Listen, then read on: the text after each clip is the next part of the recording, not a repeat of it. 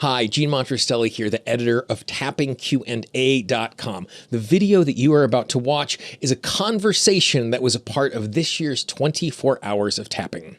The 24 Hours of Tapping is a fundraiser for the amazing work that is done by the Peaceful Heart Network. The Peaceful Heart Network has brought tapping to migrants, refugees, prisoners, and the underprivileged in over 30 countries all over the world. As you watch this video, if you learned something, if you were touched by it, if you were inspired by it, the easiest way to say thank you is to support the work of the Peaceful Heart Network. To do that, all you need to do is go to 24hoursoftapping.com/support. And as you look in the description and the first comment down below, you will see a direct link to that. I hope you enjoy this conversation. Next up is Veronica Valli, and as we do this conversation, she shares some vocabulary in here that has completely transformed the way I think about things, and I can't wait for you to hear it as well. Veronica Valli is the author of the best-selling book Soberful, is a former psychotherapist, and currently works as a sober coach and EFT practitioners with clients all over the world. She specializes in helping women to stop drinking. Please welcome to the digital stage my conversation with Veronica Valli. First questions that I always love to ask folks when we're stepping into a conversation like this is, how did you land here? Like, why is this something that you give not only your personal, but your professional energy to? Like, how did you land here? Why is this interesting or exciting for you?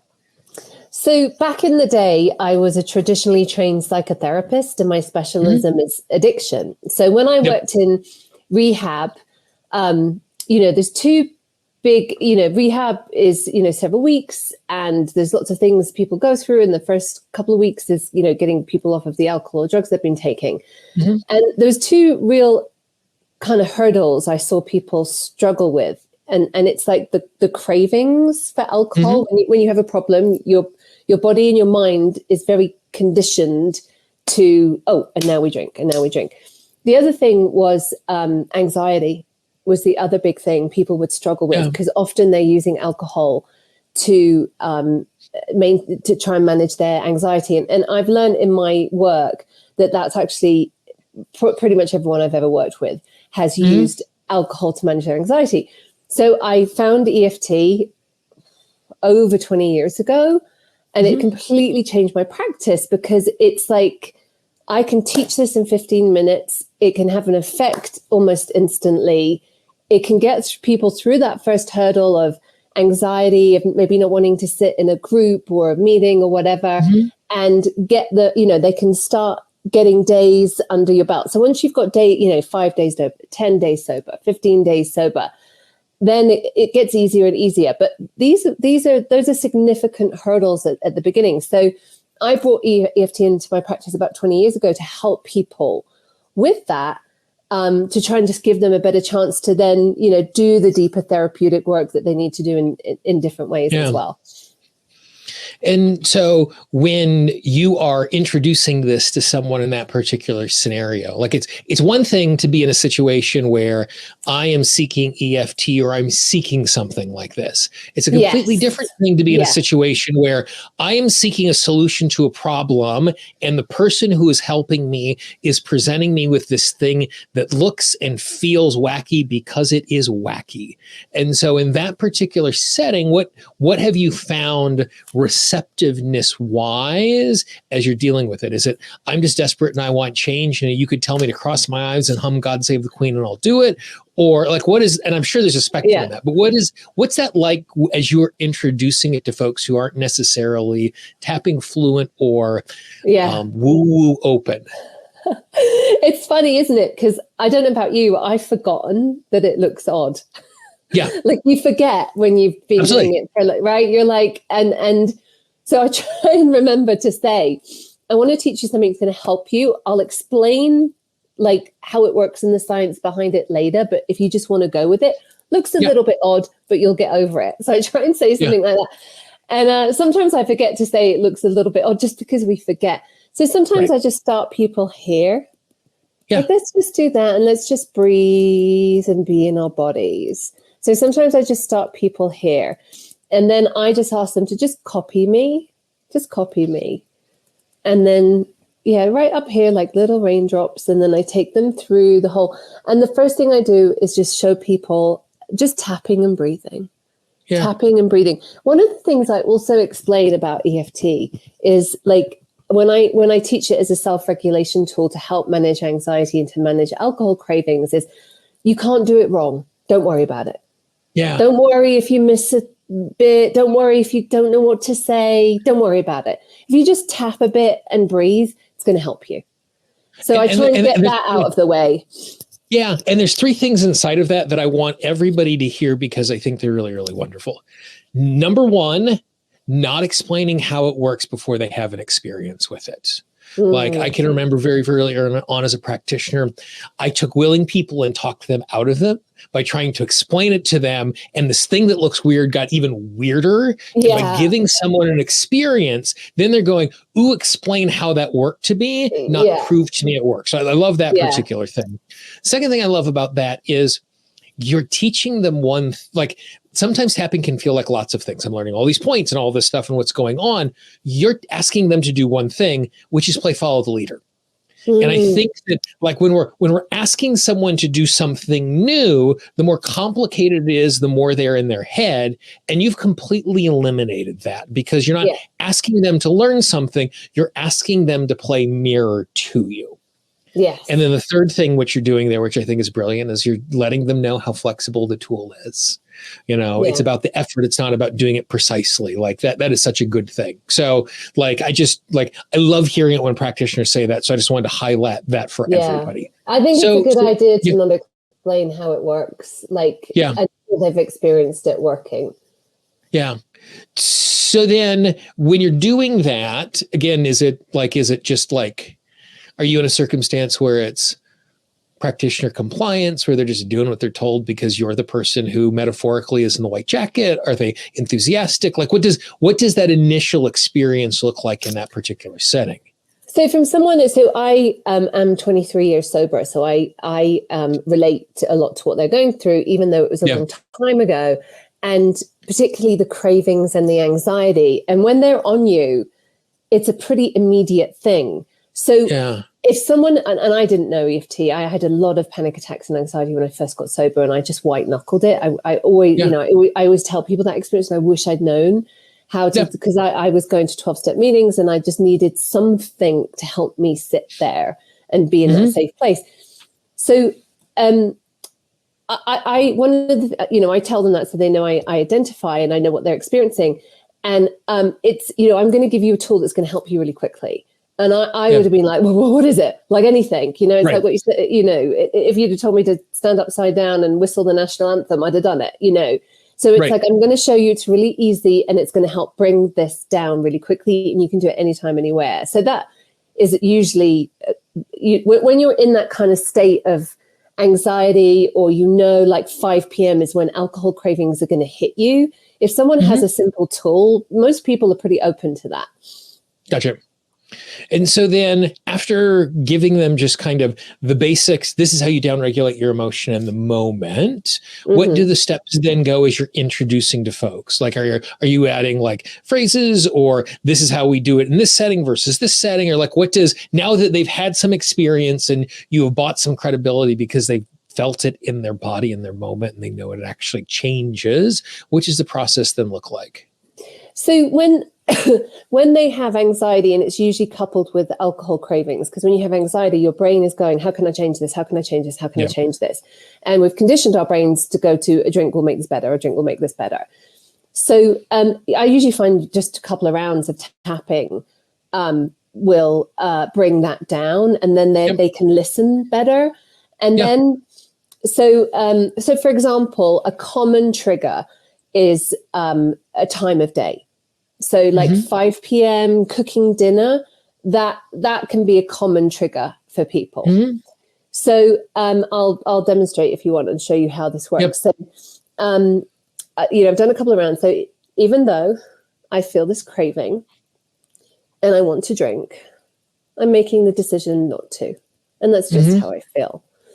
So we'll start simply there. Even though I have this craving and I want to drink, I'm making the decision not to. Alcohol craving, having this craving, having this craving, having this craving, having this craving, having this craving, having this craving, having this craving. So to really name it.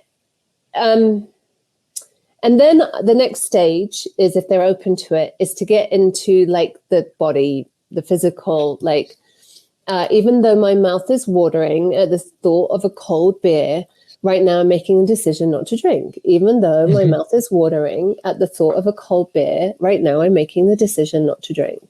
Even though I'm making the decision, even though my mouth is craving a cold beer, I'm making the decision not to drink. And that's just how I feel.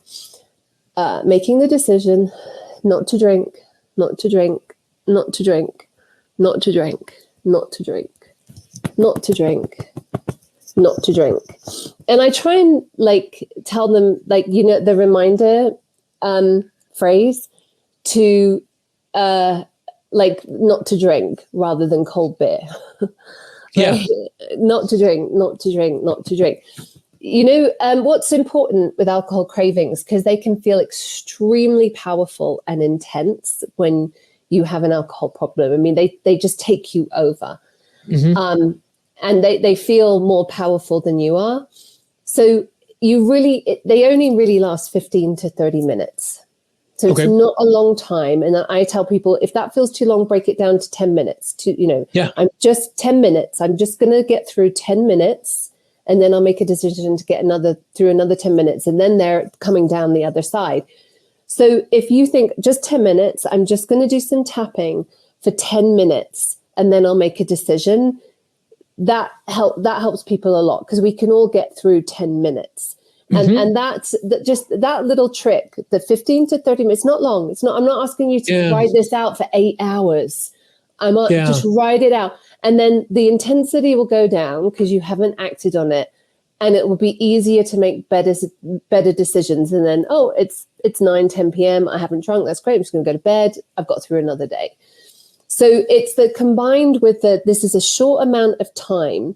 That you don't even have to white knuckle it for that short amount of time. You know, even we know the tapping works. But even if, like, just say they don't believe the tapping is ever going to work, it's a real distraction. Yeah. And so one of the things that I appreciate inside of that is thinking about transformation and management of things in bite-sized chunks. You know, I'm sure in recovery work, there's a lot of one day at a time and that sort of stuff involved with that. I don't mean to like roll my eyes as I say that, but oftentimes it can feel like well-meaning platitudes when someone is saying that to someone who's struggling. Well, you just need to make it one day at a time. To be in a circumstance where you're making it smaller, where it's actionable, and it's not just you need to like just take it a little at a time. I love the fact that you're giving them context. And if you take it a little at a time, this is the bigger solution to it. It's not, we need to get through the next 10 minutes for the next 40 years of our life. But if I get through the next 10 minutes a couple of times, then the rest of the day or the next couple of hours or whatever it is going to be easier. And I'm sure that is an encouraging reframe or framework to make it easier to step into that particular piece of it. Yeah, because it needs to feel possible, because, you know, sobriety is a journey. As a therapist, to really help someone stay sober long term, what I really want to get to is emotional sobriety, which is what's underneath the drinking. So it's often childhood issues, it's resentments, it's fears, it's limiting beliefs. And that takes some time and space. But you can't get there if people are still like, it's 5 p.m. It's 5 p.m. You can't, or they're just so full of anxiety, they just can't sit in a session. So, you, and then what's great is once you've done this with them with alcohol cravings, as you go along and do the deeper work, and we bring up, you know, I use EFT is very blended in with my practice. I personally love Matrix. If you're familiar, that's just my go-to. Because I have, most of my clients have trauma or, you know, issues that have been lingering. And when the alcohol comes off, all of that stuff kind of then begins to finally float to the surface, because alcohol's been keeping a lid on it. And then they're familiar with tapping. and I can regulate, they can talk, and I can just, and I'll just start tapping, and they'll just tap with me while they're talking. Just tell me about what happened when you were 10, and we can tap, and they're emotionally regulated, and then we can do matrix, and bang, we've solved it. The other thing I want to underline inside of that you're doing, that I just love the way that you're doing, is oftentimes people like, I need to find the root cause. I need to get to the issue. I need to, as if it's only like that has to be the first step. And I love the fact that like you're creeping up on that first step in a gentle way. And I think that's useful for a couple of reasons. One is, if I'm in a lot of emotional distress, I'm not going to be a good eyewitness to anything from my past anyway. And so being able to report what's going on is really, really difficult. The other thing it does is it moves us away from this all or nothing proposition, because so often we think of transformation as I have the thing or I don't. And recognizing the fact that, the short-term goal is to make the moment manageable. Then we make the moment manageable. Then we can go and do the internal work so that future moments are more manageable by necessity because I am healthier. Yes. But I really love the gentle working from the outside in for two reasons. One, just the healing part of it. But the other, like you mentioned there, if we are introducing tapping when the stakes are lower, yes, I just want to calm down a little bit. It's sneaking up. Yeah, when we're doing it, when we're introducing it when the stakes are lower, when the stakes are higher, when it feels more treacherous, when it feels what's going on, I'm now not having to confront maybe one of the worst moments of my past while doing something that is new and weird and out of my experience and all of that sort of stuff. And it becomes this problem. And by gently working our way into it, I could see it also like making it easier once you get to the bigger, more complicated, complex trauma, because now we're just dealing with complex trauma. We're not teaching you something and dealing with complex trauma. Yeah, exactly. It's, and they've already, I don't think I've ever had anyone not respond to tapping. Everyone responds. Everyone, right. Because by the time people, it's almost very easy. By the time people come to me, they are stuffing down feelings and emotions for years. They're just stuffing, and they're all in their body. So you only need to do a little bit for it to be like, right. And they can feel the effects. Actually, it's kind of almost at the beginning, they can feel the effects quite dramatically because they're so stuffed in their bodies trying to hold in all of these feelings and emotions that they haven't processed and dealt with. That just a little bit of introductory tapping just goes. Yeah, going from an 8 to a 2 is a really memorable experience. Yes. Particularly when we're doing something new in that particular way. And particularly if you've been living at an 8, it's not like it's an 8 in this moment, but I've been living between an 8 and a 12 and a half for the last weeks, months, years. And all of a sudden there's this sense of relief for something that isn't been my go-to relief, I'm sure is pretty profound in that particular regard. And then what happens generally after those first couple of sessions is that I always warn them, you're going to probably be quite tired, and they generally are exhausted. I one time worked with someone who's experienced more trauma than any client I've ever experienced. And after 90 seconds of tapping, he drank 64 ounces of water and then climbed into bed and slept for 13 hours, just because we're moving and that's the most extreme example, but it's good that you're like, and I think that's good for all the things that we're doing when we're sharing with someone. It's not only this is what it's going to be like, but let's normalize the experience after the fact so that when it's happening, oh yeah, that's right. She told me this is what was going to happen. Or when they're complaining after the fact, like, oh my gosh, I can't believe this happened. It's like, well, remember when we had the conversation, I said, this is a possibility as we navigate our way into this. Yeah. And it's also tapping is such a great way. When you have an alcohol problem, you also are very separated from your body.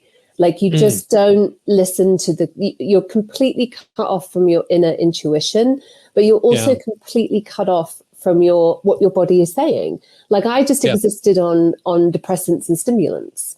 I'd have 10 cups of coffee a day, didn't touch the sides.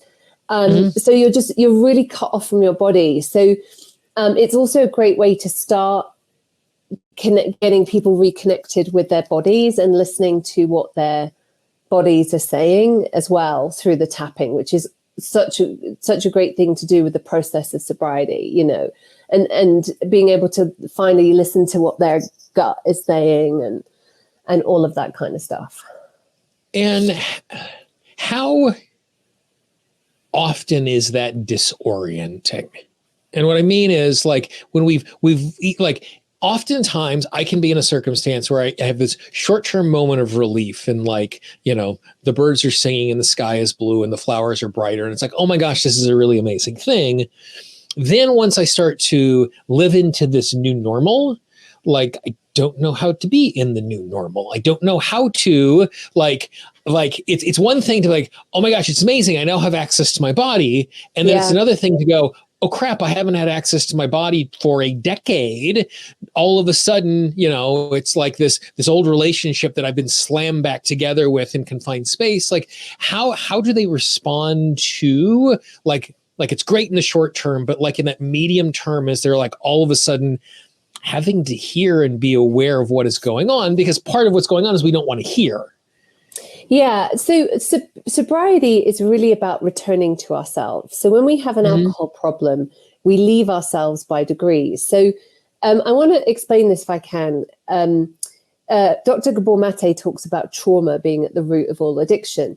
And, you know, certainly, and you've probably had the same, I've had clients where there's real trauma of various different kinds. And you can totally see, well, if someone grew up with that and wasn't helped, why they would want to seek something that numbed them. But I have lots of clients will come to me and say, I don't really, like, I had a pretty good childhood and I felt loved and, you know, was happy at school. I don't really. So the other explanation is that when we are children, we have two primary needs. Attachment, which we know about. We know that we need to be attached to our primary caregivers, not just to survive, but to thrive. And that's really important. We see the damage that's done if we don't have good attachments. And we also have the need for authenticity. And that's to be who we really are. And what happens is, so, you know, unintentionally or not, we can sometimes grow up in ways where our authentic selves is not accepted by our family or our community. I felt that way in that my very English family didn't do feelings, and they were very uncomfortable with anybody's feelings, and that was all pushed down. So that my authentic self had these big feelings, and I was told that they were not acceptable, so I pushed them down. You know, being gay in a certain family or community might be another way that would be, you know, there's lots of, you know, just not, you know, choosing wanting, you know, I want to join the circus where everyone in your family is dentists. You know, there's lots of ways that and I can see it with my own kids, how I have to keep stepping back and let them have their choices and guide them, not try and force mine on them. So what happens is when we can't be authentic, we leave ourselves by degrees, and alcohol numbs the pain of that. So sobriety is about returning to ourselves. And there is, to your point, there is, you know, I always describe it like early sobriety is like flying to Barbados, right? Imagine you live in Wisconsin and you're going to Barbados in January and you have to get a plane at 6 a.m. and your alarm goes off at 2:30 in the morning. And it's like the most awful, rude awakening, right? And it's cold and it's, and you have to go through all of that, like, you know, and the traffic and parking and security and you get to Barbados, and once you get there, it's lovely. But the getting there is like, there's moments when it's fine, but there's moments where it's just like a grind. Early sobriety is just like that. So it does feel like that kind of waking up. It's like, you know, just going back into my body and realize, like, the foods that I ate, I didn't listen to my body that upset my stomach, or that didn't agree with me, or whatever. I you know, so it's I'm going to say relearning. It is a jolt, but it's also, I want to say it's like we fit back into ourselves, and that ultimately feels good.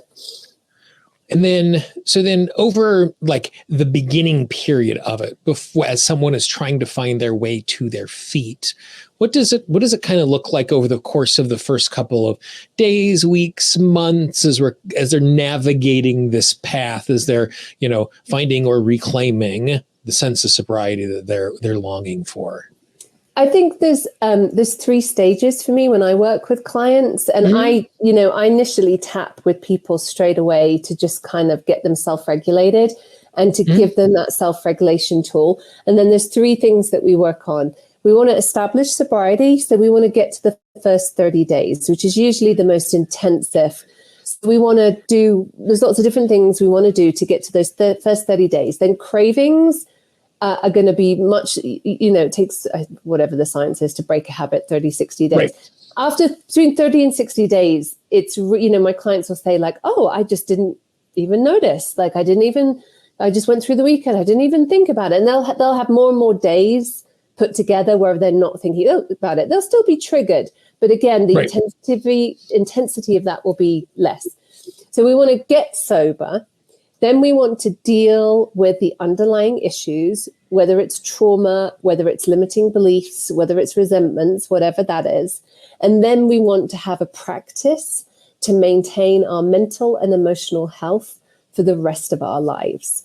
And EFT is certainly part of that. I mean, one of the things we work on is building a practice that maintains your mental and emotional health for the rest of your life.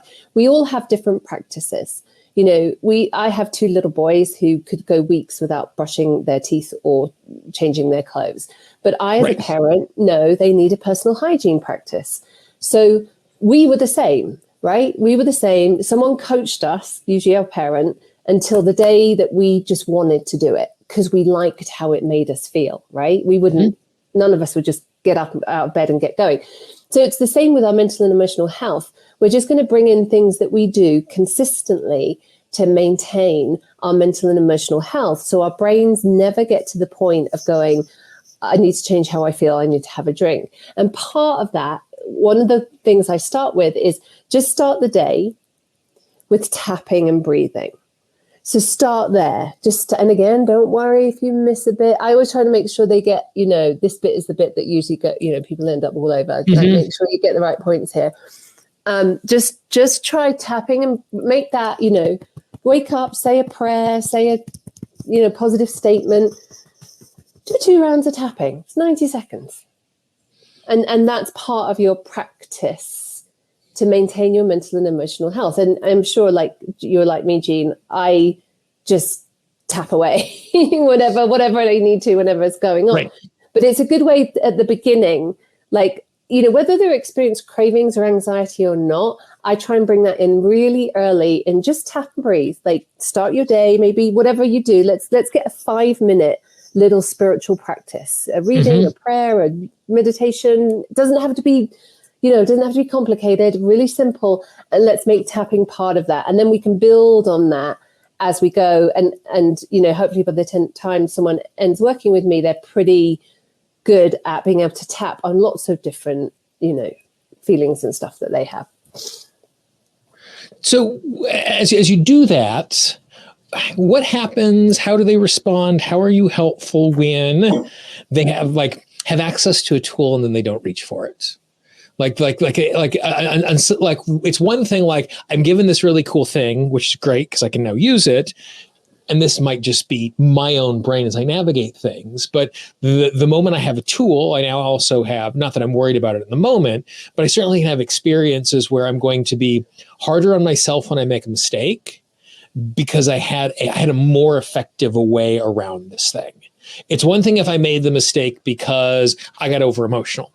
It's another thing if I made the mistake where I got over emotional, I recognized I was over emotional, and I didn't reach for the tool that would downregulate my emotion in that particular spot. Because like what you're describing here is this path forward over the course of 30 to 60 days and what that looks like. I'm sure you're describing what happens in a perfect world. And I'm guessing moment to moment and day to day and client to client, it's slightly messier. If only they always did what I told them to do. That's right. That's right. Just listen to me. It's just that simple. Just do what I say. We'll be fine. So like, what is that experience like when you are, because because this is something that is prevalent, that shows up, pops up, it can show up any moment, any setting, and like can cause problems in all sorts of ways. Am I just overfunctioning and asking that question? But like, what's that experience like, and how are they walking that path in that way? Well, pain is a really good motivator. So when people come to me, they really, really want to stop drinking. And one of the things that I explain at the beginning is we've got to do things differently. We've just got to do things differently. So with like for instance, alcohol cravings at a particular time, it might be, okay, we're just going to do something different just for this week at 5 p.m. Let's walk the dog then. Let's, your partner can cook dinner, let's just try and just minimize that as much as we can. So pain is a really good motivator.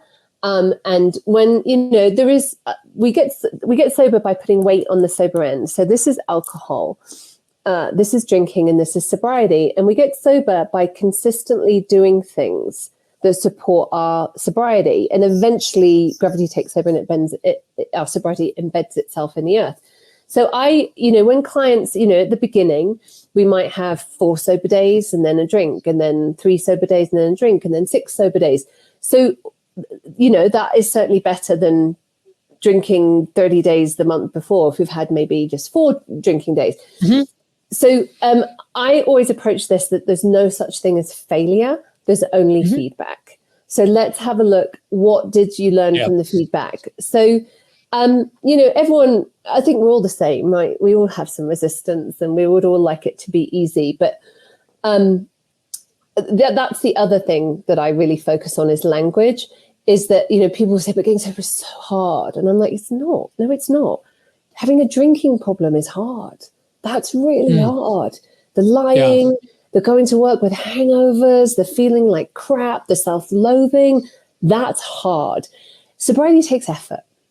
And there's a difference. And those two things feel very, very different. Hard, it doesn't feel good. Effort is like, I want this more than anything. I can put the effort in. So a lot of it is changing the language. And so I grabbed my pen. I wrote that down. I am a super, super stickler about vocabulary when I'm just because we emotionally respond to the way we describe the world. Yes. Yeah. And I love and the thing I love about what you're doing here is effort. Like, you're not saying it's easy. You're honestly describing what it is. But again, there's a huge difference between something that is hard and something that is effortful.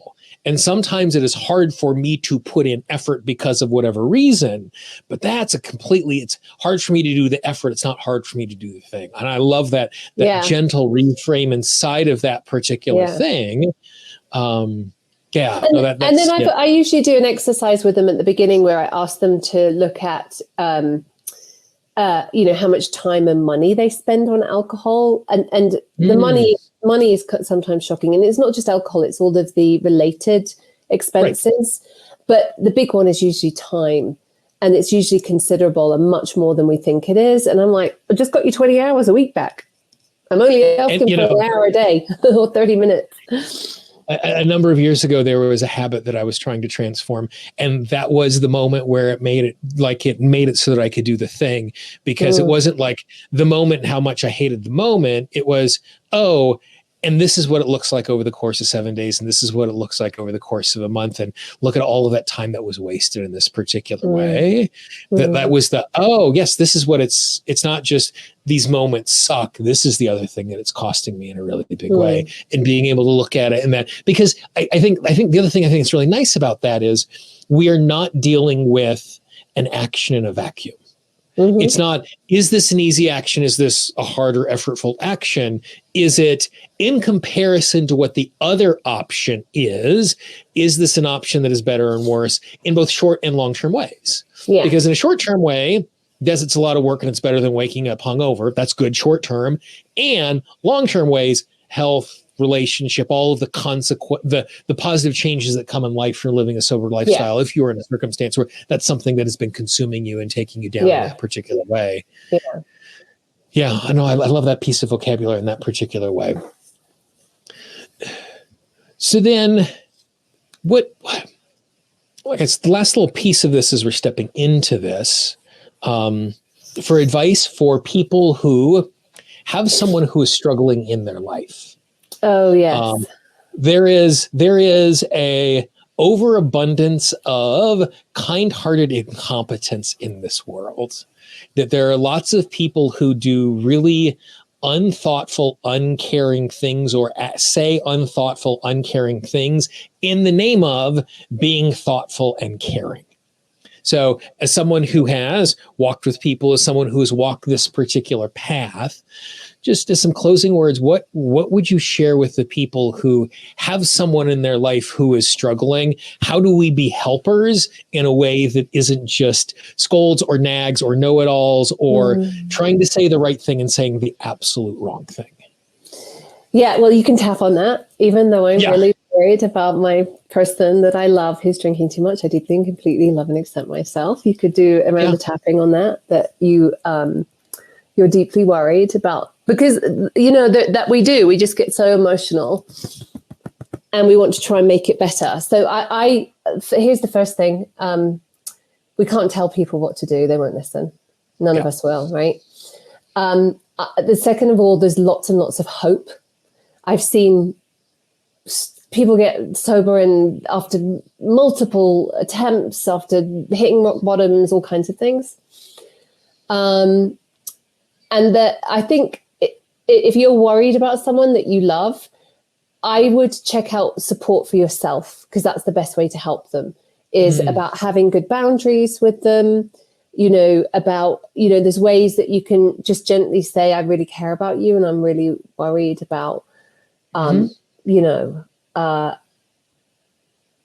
of the effects of alcohol that I see. I wouldn't say I'm worried about how much you drink, because people all automatically bristle. But the most important thing is, if you love someone, is to do your best to keep the connection. So you're going to want to say, like, when you see, because it's obvious to us, but telling them will just bring up barriers. Keeping the connection is one of the most effective ways. And again, just this small vocabulary piece that makes such a big difference. I love this idea of saying, I'm heartbroken by the consequence of this. It's not about the choice. It's not about judging that choice. It's about, like, it hurts me to see you struggle in this particular way.